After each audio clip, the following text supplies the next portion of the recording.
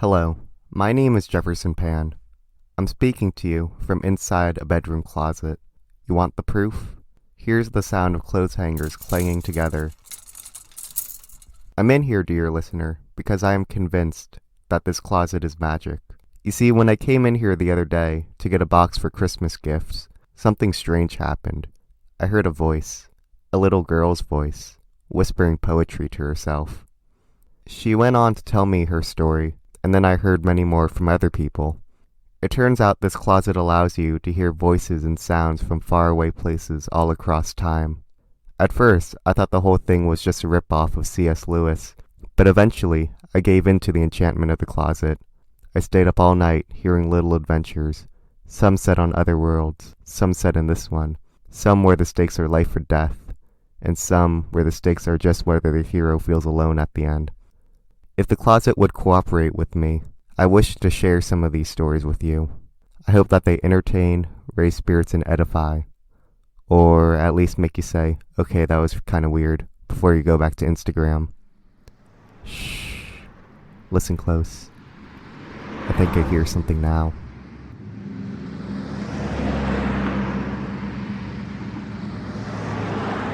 Cars speed by on the desert highway, their tires kicking up clouds of dirt, their drivers passing by a diner without a second thought. Inside that diner, a waitress named Kathy rests her head on the counter as she watches the cars. The red taillights smear the window frame for a second, and then they're gone. Those cars are going somewhere important. You don't drive on the highway at midnight unless you're going somewhere important. Mac, the skinny busboy, is sitting on the counter with a crossword, chewing on a pencil. "Hey Kathy, help me out with this," Mac says. Kathy keeps on staring out the window, as if in a trance. Those cars could be going anywhere. New York, LA, Chicago. They could be going to about 1 million places that are more interesting than the Dust Bowl that is Riverside County. "Kathy, yoo-hoo!" "Kathy!" Mac hits her on the shoulder. "What?" Kathy says, annoyed. Now she's back to her actual life, the back half of a double shift at the Wild Coyote Diner. It's pretty dead at the moment. A sleepy song is playing on the jukebox. Reggie, the chef, is back in the kitchen, scraping the gunk off the grill. A couple of truckers are occupying a corner booth. 2 giggly girls are gossiping at a table, and Black Coffee Guy is sitting at the end of the counter. Kathy and Mac call him Black Coffee Guy because every night he comes in, sits at the end of the counter by himself, and only says 2 words: black coffee. "Can you help me out with the crossword?" Mac says. "Yeah, sure," Kathy says, a bit peeved that Mac is bugging her about a crossword of all things. "Former 49ers coach, Bill something, 5 letters, starts with a W, ends with an H." Kathy shrugs. "Alright, another word for tolerate, 4 letters. Kathy shrugs again. "World's tallest tree, 8 letters, 3rd letter P, 2nd and last letter O." Kathy shrugs once again. "Well, you're super helpful."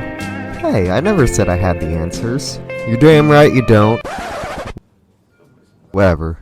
These things are impossible anyway. World's tallest tree, I mean, come on.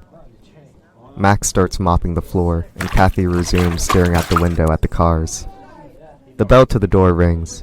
A strange old man walks in. He has a white mustache and ponytail. His cargo pants are ripped, and his tie-dye shirt is equally stained with dirt and color. On his back is a pack that looks like it could crush him. The man walks up to the counter, looks Kathy straight in the eye, and says, "I'll have a pie a la mode. Extra a la mode, please." Kathy yells to the kitchen, "Reggie! Pie and ice cream!" Kathy starts scribbling on the crossword. Mac was right. It is pretty impossible. But what else is there to do? 4 letters that mean tolerate. Bear, bide, take. She pretends not to notice that the strange old man is staring at her. Reggie slides the plate of pie and ice cream through the kitchen window. Kathy slaps it on the counter. A pool of vanilla is forming under the slice of apple pie. The strange old man licks his lips and takes a bite. "I can't think of anything better than pie a la mode. Can you?" "No," Kathy says. The strange old man frowns and takes more bite of his pie and ice cream until they're gone. He then looks at the crossword puzzle. After a bit of silence, he says, "You know, you have very forward slanting handwriting. You know what that means, right?" Okay, she'll take the bait. "What does it mean?" she asks. "It means you should be careful. You have a romantic nature. Your heart yearns." "Okay," Kathy says awkwardly. The strange old man is getting stranger with every word he says. "Also, 7 across, world's tallest tree, Hyperion. Hyperion. It's a sequoia in Redwood National Park." Kathy wrote Hyperion in the crossword squares. It fit. Max stops mopping. "What the heck?" Max says from across the room. "How'd you know that?" "Well, I've been there. I've seen it," the strange old man says. "Wait, you're serious?" Max says, his voice getting higher and higher pitch. "You've seen the world's tallest tree?" "I've seen a lot of things. Been to a lot of places. Anywhere you can think of, I probably strolled through there at one point or another." Kathy looks over at Mac. He has something approaching wonder on his face, and she feels a sudden pang of annoyance. So what if this guy knows the name of a tree? She says aloud, "Well, why'd you come here? Do you want to see dust?" "Oh, you're too hard on your home," the strange old man says. "This place has so much to offer. For one, you have some amazing Joshua trees. I wanted to see why Bono was so enthralled with them, and I've got to say, they did not disappoint. I mean, how can something so tall grow in such a desolate place?" To Kathy, the Joshua trees are just a scrubby part of the scenery. You pass by them every day on the way to work. "Hey, you're a U2 fan too?" Max says. "Yeah," the strange old man says with a smile. "I think there are two kinds of people in this world. Those who love U2, and those who haven't heard them." "Wrong," Kathy says. "How's that?" "I've heard U2, and I don't love them. I mean, they're okay. Their stuff is a little too pessimistic, though. I mean, I can't live with or without you. I don't know. I guess I like something a bit more upbeat."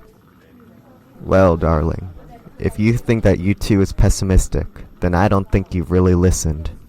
The way he said it actually made Kathy sad. It was as if the strange old man was genuinely sorry for her.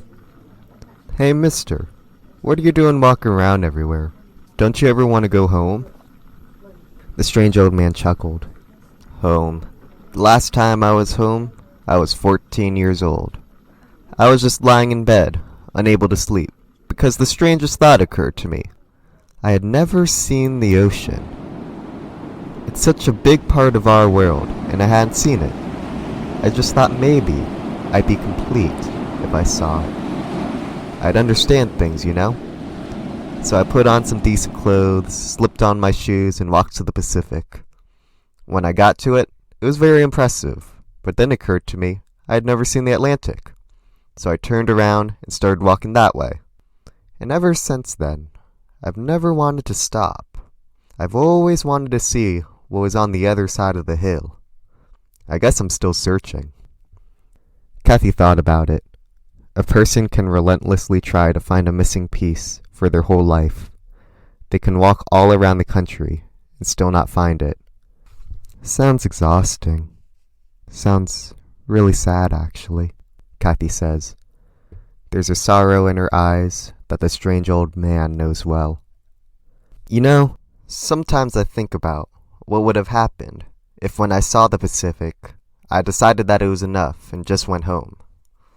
I would have avoided a lot of long and crooked roads. I also think I'd know a lot less. I wouldn't know what true rest feels like after days and nights of traveling, closing your eyes and then waking up and feeling like the world is a brand new place. I wouldn't be able to tell you what the view looks like when you're camping out under the Hollywood sign, how the city lights make it look like you're looking down at the stars.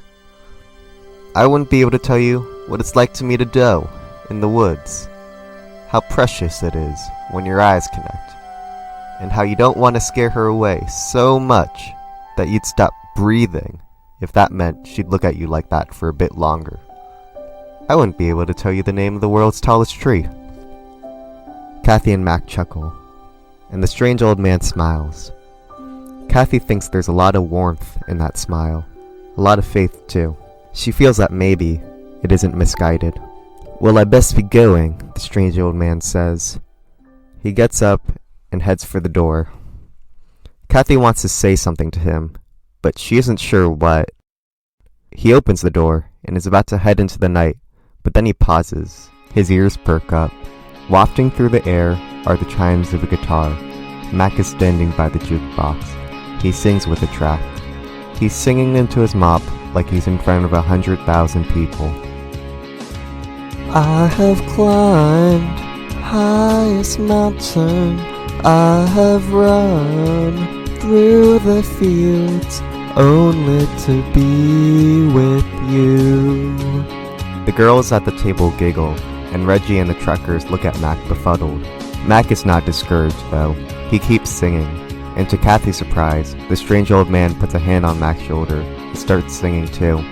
And then one of the truckers and Black Coffee guys, well, this song, it sounds familiar to Kathy, but she can't quite place it. Then they get to the chorus.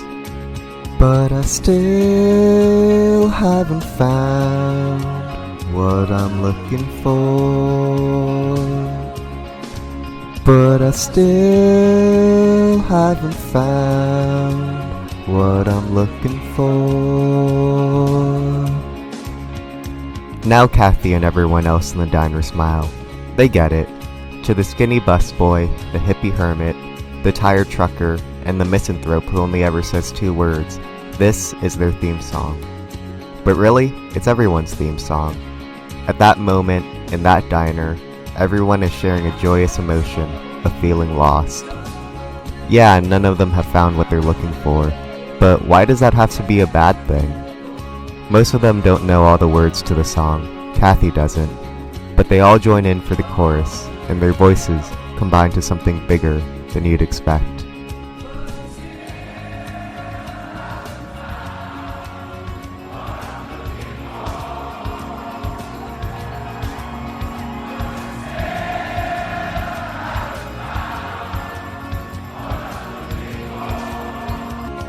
Singing those words, it occurs to Kathy that maybe you too didn't mean for this one to be sad. Outside the diner, the cars pass by on the highway. The music rings through the night.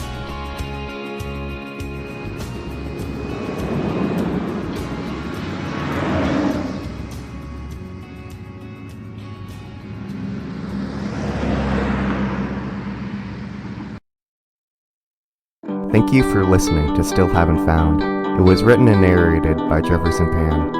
Sound effects were from soundbible.com, and the songs included were Sleepwalking by The Shadows, Jenny's Theme by Alan Silvestri, and I Still Haven't Found What I'm Looking For by U2. I didn't have permission to use any of these songs, but dear U2, if you ever hear this recording, please don't sue me, because your music was stolen with love and by a fan. Anyway, until next time, folks.